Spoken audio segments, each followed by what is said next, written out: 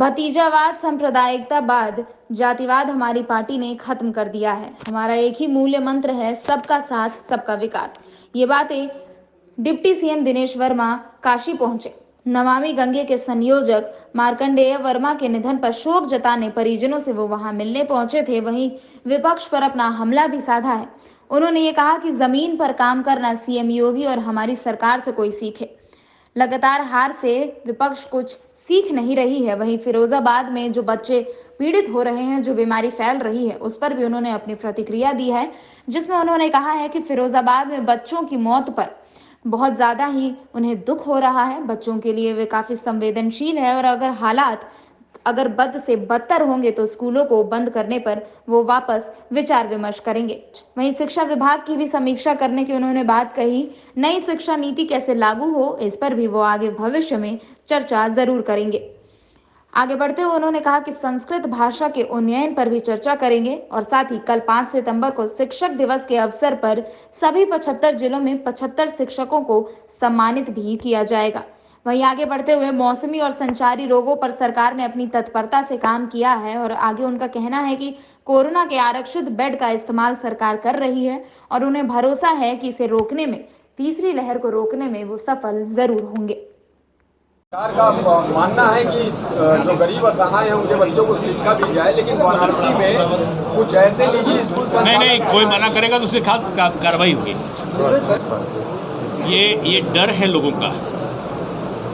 पहली बात तो भारतीय जनता पार्टी ने विपक्ष की भाई भतीजावाद, जातिवाद, क्षेत्रवाद, संप्रदायवाद, इन वादों का जवाब विकासवाद से दिया है और जातिवाद के जहर से प्रदेश को उबारने का काम किया है।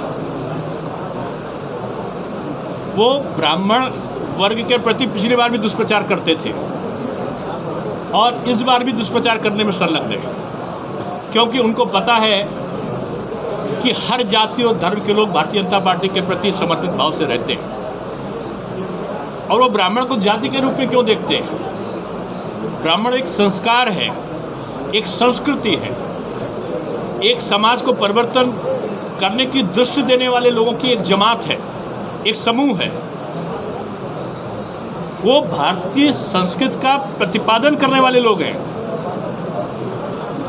यहाँ पर सभी जातियाँ आपस में मिलकर काम करने की जो संस्कृति भारतीय जनता पार्टी की सरकार में कर रही हैं, उससे ये सरकार भयभीत है और कभी किसी जाति का सम्मेलन करके कहती ये जाति नाराज है, कभी कहती वो जाति नाराज है। वास्तविकता ये है कि ये वो लोग हैं जो विभिन्न प्रकार से अपमानित करते आए थे जाति को। आज भगवान परशुराम जी का जो जिक्र करते हैं हम लोग, तो जयंती हमारे विद्यालयों में जयंती सुबह सुबह मनाने के लिए हमारा जियो निकला हुआ है। भगवान वाल्मीकि का जयंती मनाने का जियो निकला हुआ है कि लोग बच्चे जाने। सुहेल और राजभर जी का जियो निकला हुआ है कि आज हर विद्यालय में जयंती मनाई जाए। ये कौन लोग हैं? ये वही लोग हैं जो हमारे आराध्य को बड़ी उपेक्षा की भाव से देखते थे, अब जाति में विभाजित करने का दिवा स्वप्न देख रहे हैं। पहले भी पराजित हुए थे, अब ज़्यादा मतों के अंतर से पराजित होने वाले हैं, इसलिए ऐसे लोगों की चर्चा भी बेकार है। अगर आप इस चैनल पर नए हैं तो हमारे चैनल को लाइक, शेयर एंड सब्सक्राइब जरूर करें ताकि आने वाली देश विदेश की खबरें आपको मिलती रहे। स्वदेश वाणी।